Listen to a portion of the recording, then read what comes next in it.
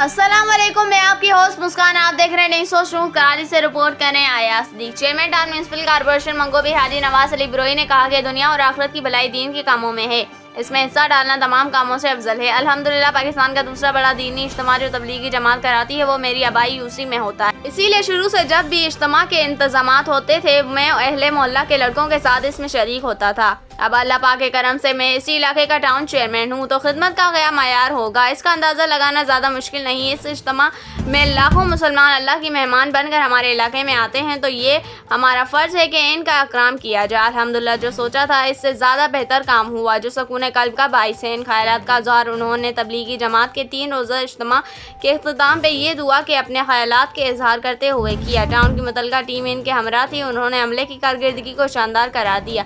इनका मज़ीद कहना था कि अल्लाह वालों की खिदमत करके जो सुकून मिला है वो बयान से बाहर है। अगले साल से भी ज़्यादा बेहतरीन इंतजामात करके दिखाएंगे। हमारे इस अमूर के समरात इलाके की बेहतरी में आया होंगी। मैं अल्लाह ताला का शुक्र अदा करता हूँ अपने पूरे टाउन के जो है जिम्मेदारों का, दोस्तों का, यारों का और यहाँ अल्लाह के राह में आने वाले हमारे मुसलमान भाइयों का जिन्होंने इज्तिमा में शिरकत की। और अल्लाह का शुक्र है कि खैर से जैसे जो है ये बहुत बड़ा इज्तिमाई दुआ होने के बाद इज्तिमा इतना मंजूर हुआ है।